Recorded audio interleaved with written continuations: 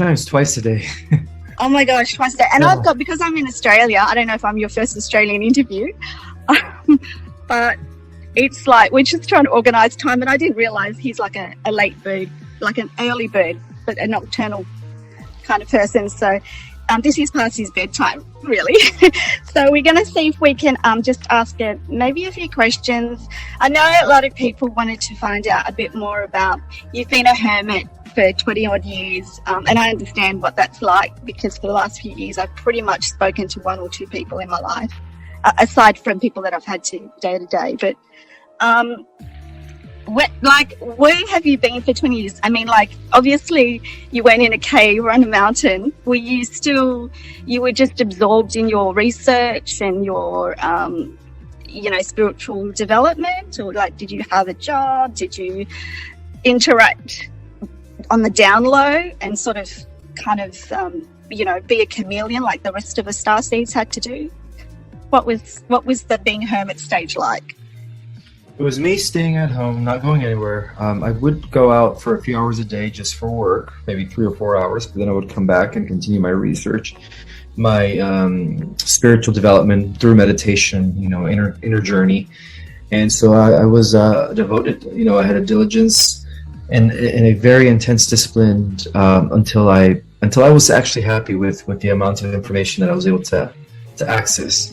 So I committed myself to 10, 15, 12 hours a day, and especially like on days where I didn't work. I would just, from the moment I got up to the moment I went to sleep, I was just researching, because the rabbit hole is much deeper than what we think. And even within the disclosure community, I mean, that's just surface level knowledge.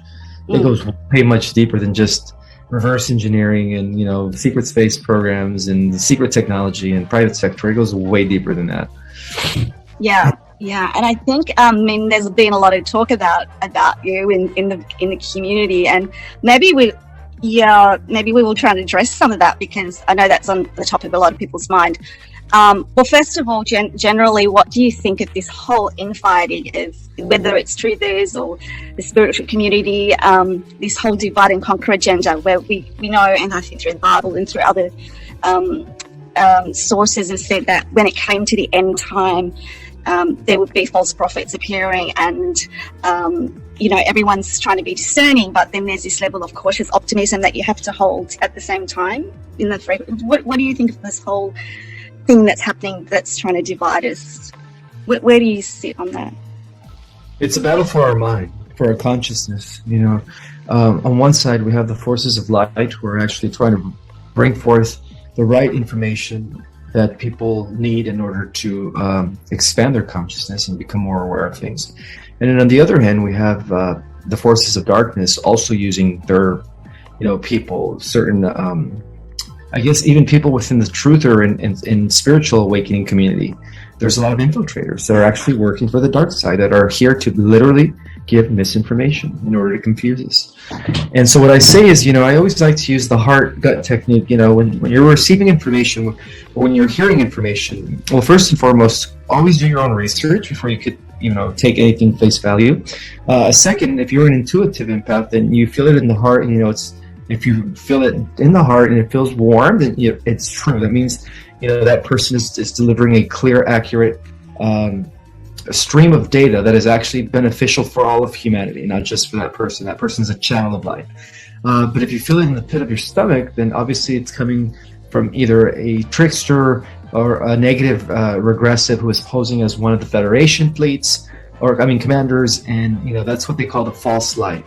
And one of the biggest ways that they do it is the tricksters, is that they give you information in a way where they begin to put themselves on a pedestal where they keep you depending on information from them. And so it makes you feel like, the power is outside of you. Like, it doesn't make you feel connected to source. But when you're receiving information that inspires you, that makes you realize that you are, your own master, your own teacher, and it's coming from your higher versions of yourself, because we all have a galactic version. We all have a multi-dimensional self that exists in other frequencies and higher dimensions.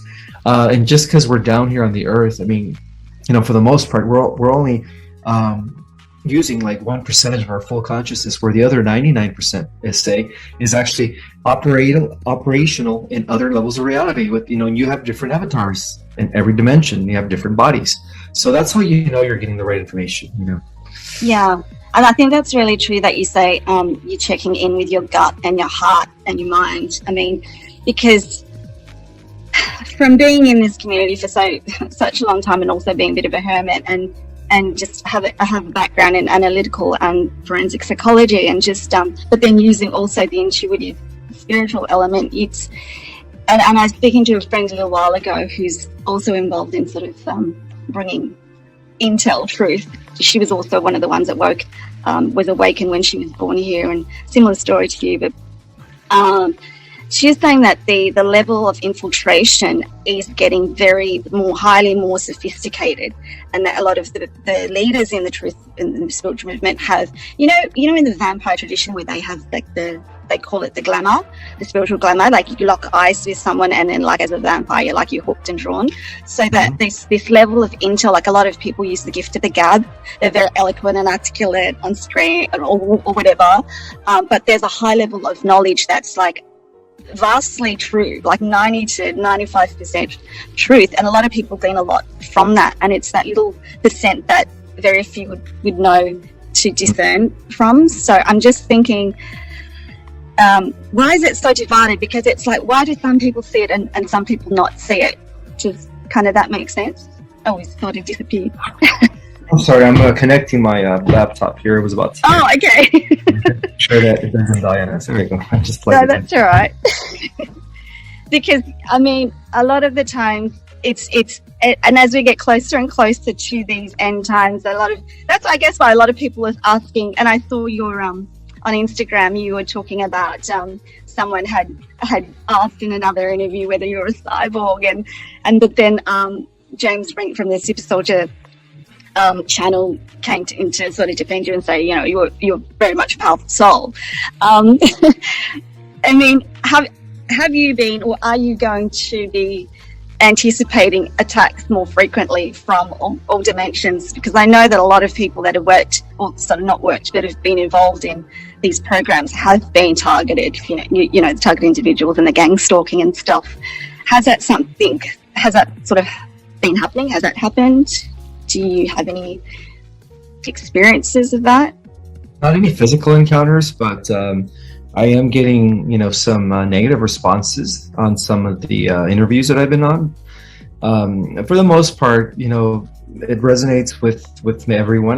There's always that one or two person that is like questioning me. They're like, how, like all of a sudden you came from nowhere and you're everywhere and you're sharing all this information. Like, who are you? Yeah. Where did you come from? You just kind of just popped into everybody's internet.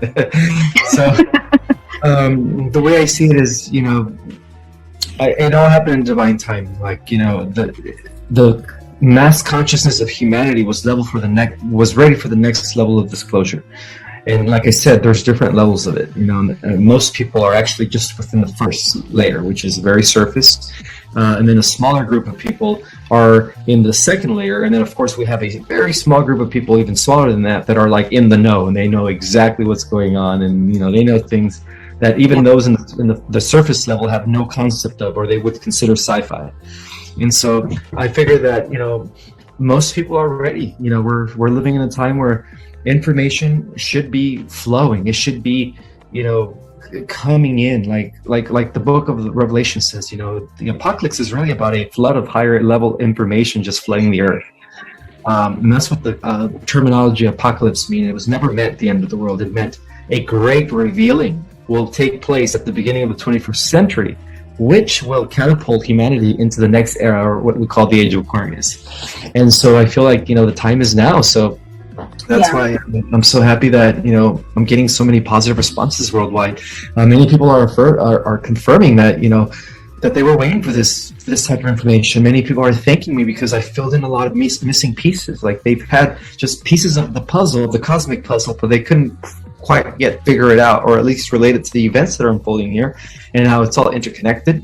And for many, I just provided all of that missing data, which was, like, to me, is being of service to humanity. So I'm glad, I'm happy. I don't really care about the negative people. Like, let the trolls always be trolls, and Yeah. I mean, humanity. I totally understand. Because I feel like, the movie Divergent. You seen the trilogy Divergent? Oh, you haven't? Okay, that's one of the predictive programming ones. But I resonate really strongly with that because it's pretty much people that can see both sides, all sides at once, and so they sort of hold the anchor point for all cosmologies, all learnings, and they can sort of synthesize it, and they're sort of not on one side or the other. So I feel like someone like yourself has that ability to bring people together. And I think a lot of people in the spiritual Twitter community were sort of, there were types, there's a lot of us were sort of in the feminine sort of archetype, the goddesses playing with the crystals and that sort of thing. So people were like, yeah, but when sort of like someone like yourself comes forward, it brings a whole different dynamic to the movement. And I just wanted to know, you were talking about, the timing, divine timing, and this heaven on earth, this creation. In your book, you mentioned something about the, so you talk about, people will be accessing their super or city powers a little bit more, the metagenes, another friend of mine mentions. And so this can you talk about this chemical hormones that you mentioned that would give us more access to the clairs, like your cognizances and the clairsentiences and clairaudiences, and the pineal and the pituitary gland? What are the two chemical hormones that you mentioned, and how do people access them more readily? The two chemical hormones are known as pinolin and carbolines. I hope I'm pronouncing it right, but they're a hormone that our body used to produce that activated, or at least allowed, the pineal gland and the pituitary gland to operate at its fullest capacity, whereas before, the pineal gland was like the size of a quarter. And this was like going back before Atlantis. Actually, that's when our decline came, is right after the fall of Atlantis. We were reduced to only about 2 strands of our DNA, and 10 of the strands were deactivated.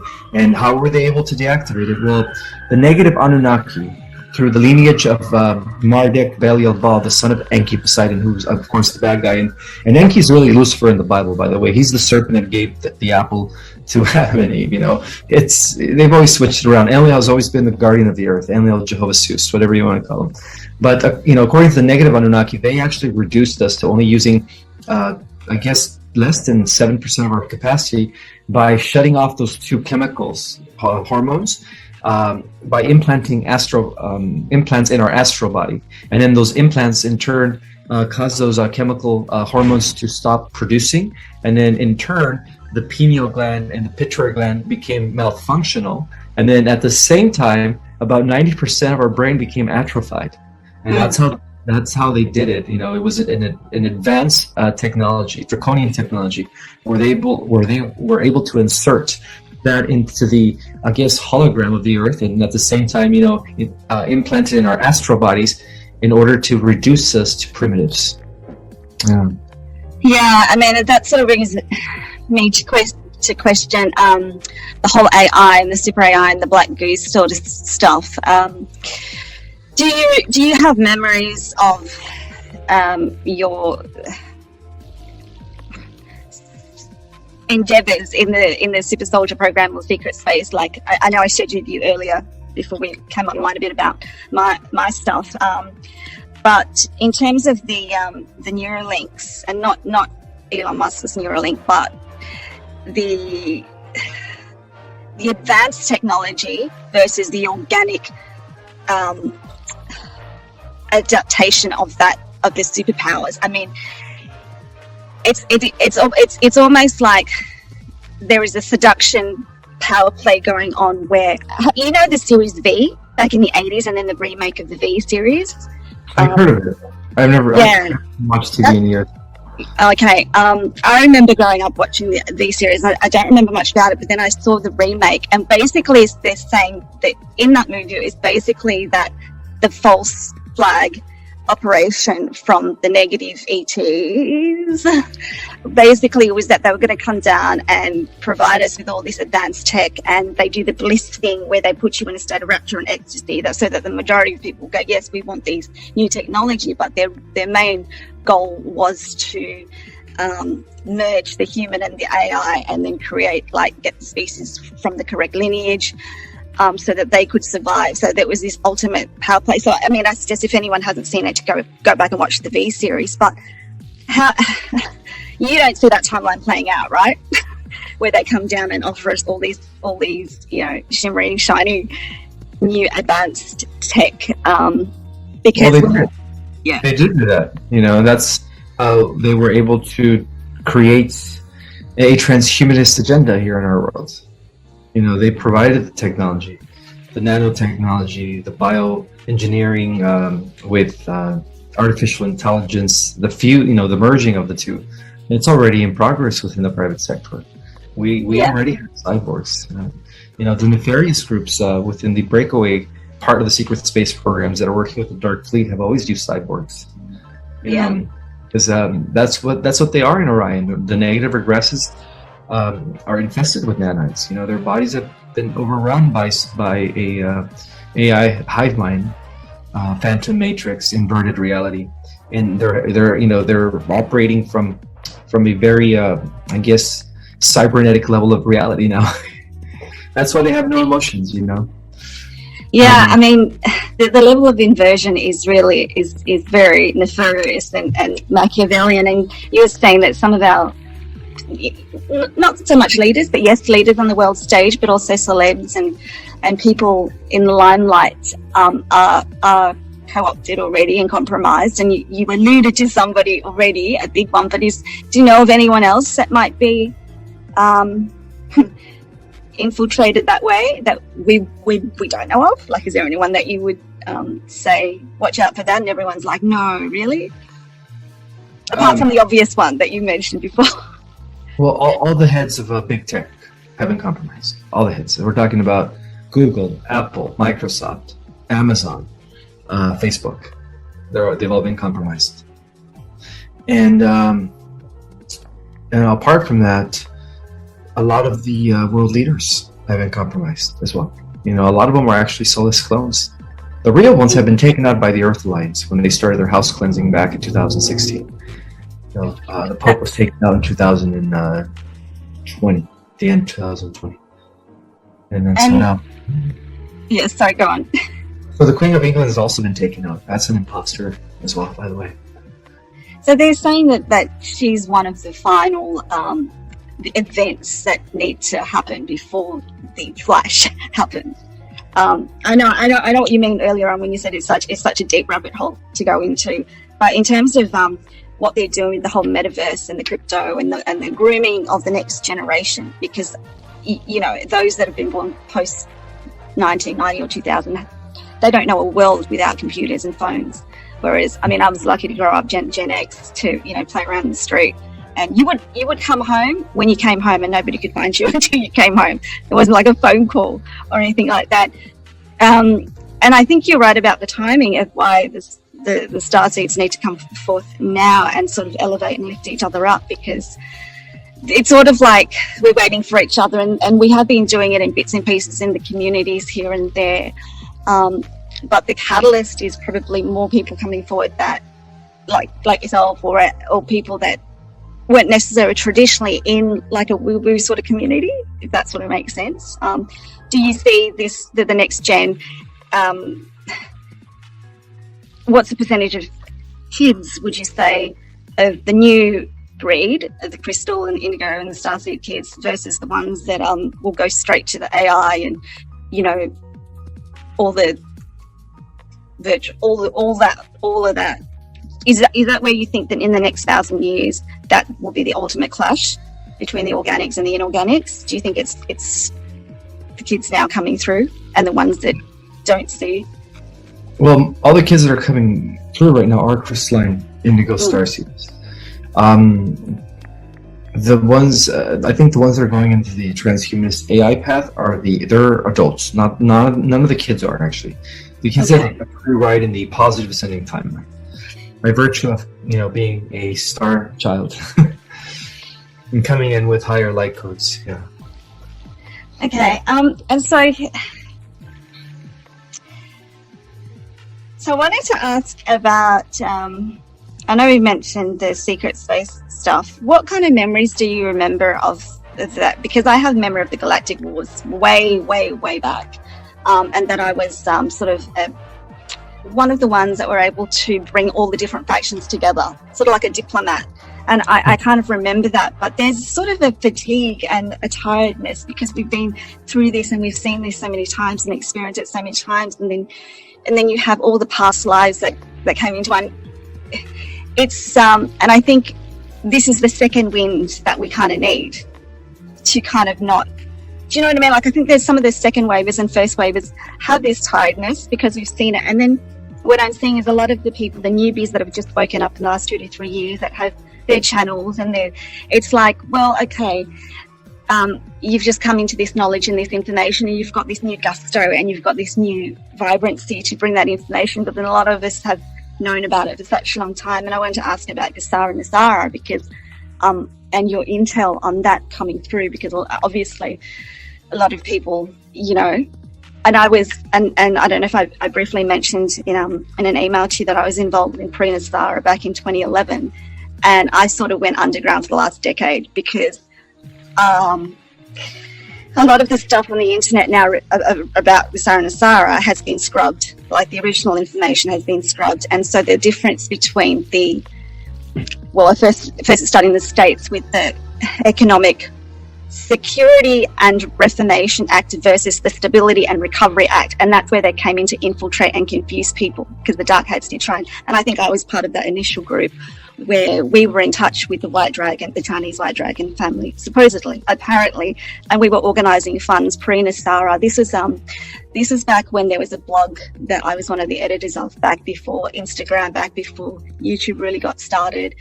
And so I was one of the ones that had been contacted by custodians, supposedly. But there was a lot of infighting and factions, and I've been involved in a few groups where there has been a lot of infiltration, and so I sort of just took a step back because I just didn't know anymore. Like, we were supposed to have, I mean, there were millions were coming through. There were bonds that were supposed to go through various countries that were stopped, and because people wanted a piece of the pie. There all sorts of things are going on, and I don't speak about that. I have spoke about it once. But that's why when you were mentioning that, is that sort of your inner knowing? Where's the source intel that you believe in Sarasara is here and ready? Because for someone like me, I was involved in it 10 years ago and I'm still waiting. And so the people that have been waiting for the last 2 or 3 years are like, when's it happening? I'm like, yes, I've been asking that for 10 years. So what's your intel on that? And when is, The way I see it is everything is in divine timing, and everything's also according to astrological and cosmic seasons. So as the stars are aligning in favor of the light, that's when we're going to see it happen. And that kind of ties in with the EBS, QFS, and the new world infrastructure that's going to benefit all of humanity, economically and politically. And so I see it coming very, very soon. Some believe that it could even happen this year. A lot of the tarot card readers and astrologers, based on the star alignments, they feel like something big is coming either at the end of the summer or this summer. So, it's always best to be. Yeah, I have a gut instinct as well but personally, I'm sort of waging this whole, I've been waiting 10 years, universe. If it doesn't happen this year, that's it, I'm over it type thing. But I know that I'm not, because I do believe in divine timing.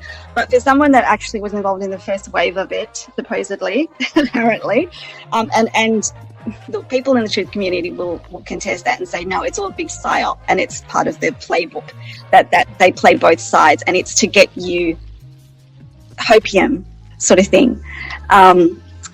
So, look, you know what? I've just got these little things coming up, and this has never come up before, that running out of time, this meeting will end in 10 minutes. Okay, they're trying to infiltrate us already. So, let's see, what can I ask you about? Twin flames. So there's a thing going on around about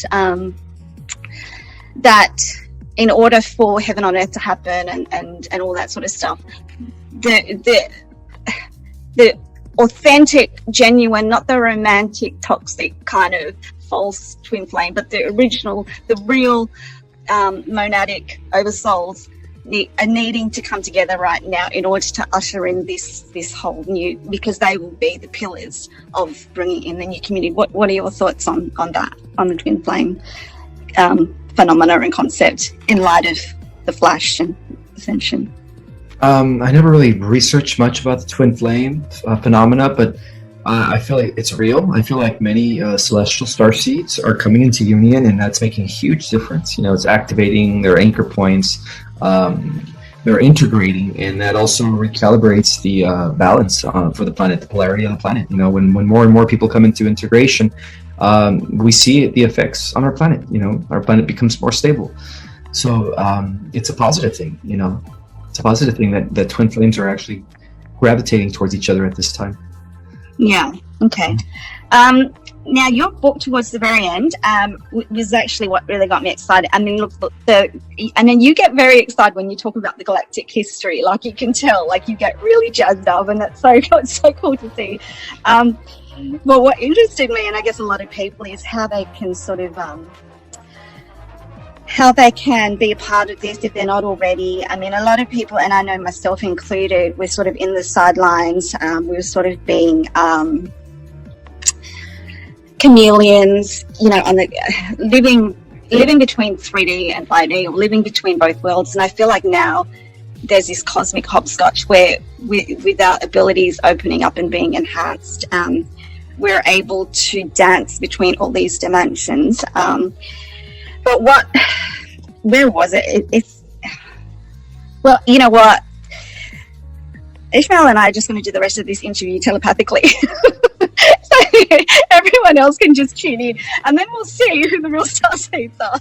But as an aside, you wrote about the coming together of all the federations and the countries, and that really rings a bell to me, the coming world, how the various countries are sort of coming together. What can you say? The 22 federated regions, right? Yeah, the federated regions, because I was looking at that going, that makes sense, because I just see the toppling of current world governments and sort of more a circular functioning society type thing of exactly what you mentioned, more harmonious. Can you speak to that just a little bit? And I know they're probably going to cut us off in a few minutes, so I don't know when this changed on Zoom.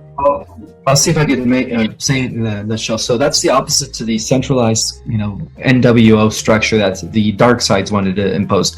So this is the Commonwealth of Nations, which is going to consist of 22 federated regions. Each federated region is going to have its own infrastructure, its own way of being independent from the rest of the world structure. But at the same time, there's going to be a world council, a spiritual council that is going to be overseeing the entire 22 federated regions, because they're going to be the most advanced spiritual people in the universe.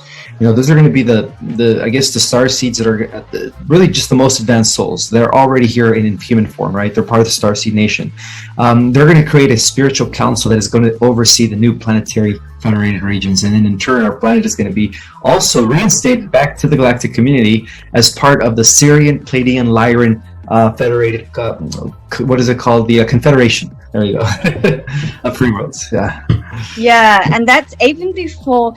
So I have this thing of being this ancient future. When and like the movies. Like, there are so many predictive programming movies, but The Time Traveler's Wife, the Adjustment Bureau. I mean, I'm writing a novel about that myself, part sci-fi, part probably, biography. But I truly believe, and what you say, many people say that a lot of us have come from the future, because a lot of things, we just know a lot of things, and we know, whether it's Lemuria from the past or the Golden Age in the future, there's just an inner knowing, and you can't describe it or give people proof, because it's like, well, you're in a 3D reality that requires that, and it's you can't unless you know.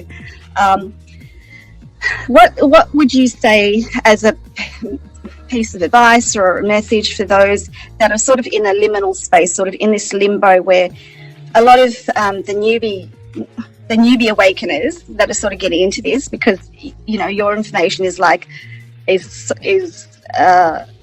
lot of it's been out there, but like you say, you sort of synthesized it and brought it together, and it's.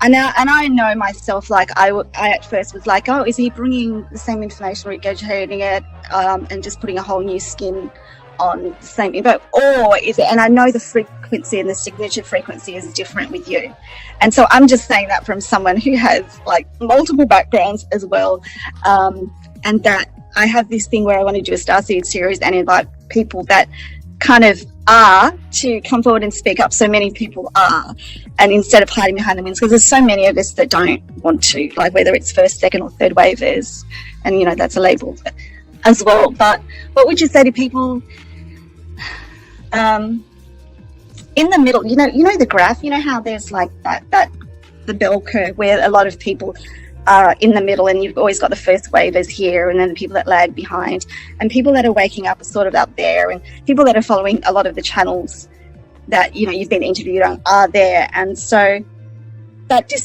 discerning between the people that are here, and a lot of them are more quiet, the ones that actually know, they're not necessarily out there in the public eye, and I think a lot of them have sort of been waiting for the divine timing. And I think you're right, like this year, I feel like this year, and I know you put time frames on 2024, and then potentially if it doesn't happen by 2028, it's like, well, okay. But what's your piece of advice for someone that hasn't maybe wanted to come out, that's been drip feeding it here and there on their social media, but if they were more like you and others, it might just propel that quantum leap even more. What's and we've got 2 minutes, so whatever you want to say. My advice is to remember who you are, in the knowing that this is not real. This world is just a temporary illusion that was created by the fallen angels during the times of Atlantis, and that you're a multidimensional being with a huge amnesia problem. If you only knew how powerful you were, you would be in a much better place. I would say, this is the time to really go within and really practice what you preach if you're already a spiritual person. Every person that you're interacting with, you're affecting on a daily basis, whether for good or bad. So just remember that your energy does matter. Your energy is making a difference. Especially if you're a star child, or if you're a celestial in human form. Your mission, your purpose is greater than most people, and this is the time to rise. This is the time to be you and not care what others think, because everything's aligning in our favor right now. The light's already won, so yeah, this is our time to rise. That's it. Beautiful. Thanks so much, Ismael. And less than a minute, it's telling me. So I'm going to put your book down at the bottom. It's number 1 on Amazon in the category that it is in. We're going to see you, I guess, more in other interviews coming up. So thank you so much for not going to bed yet and just spending a bit of time with an Aussie down under. So yeah, and your courses, I'll put some information down there as well. I'll send you the link for my Starseed course if people are interested in it. Yeah, awesome.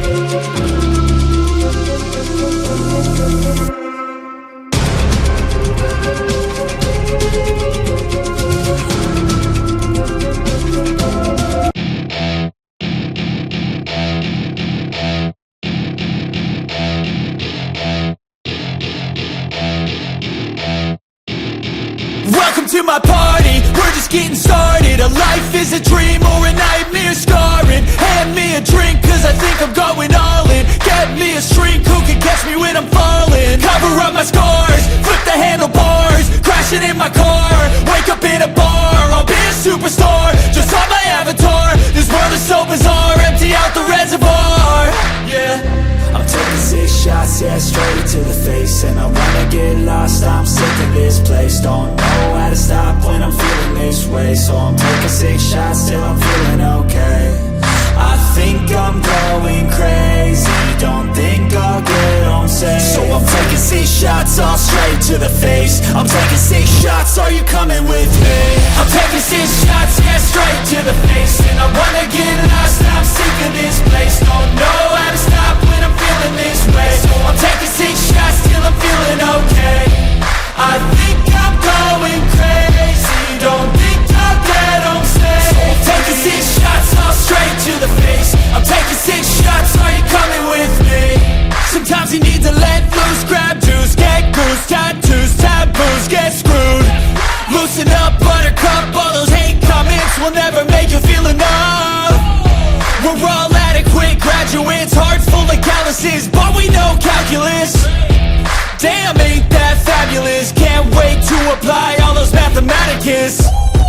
But we can't get a job that pays us enough. I'm about to pop up.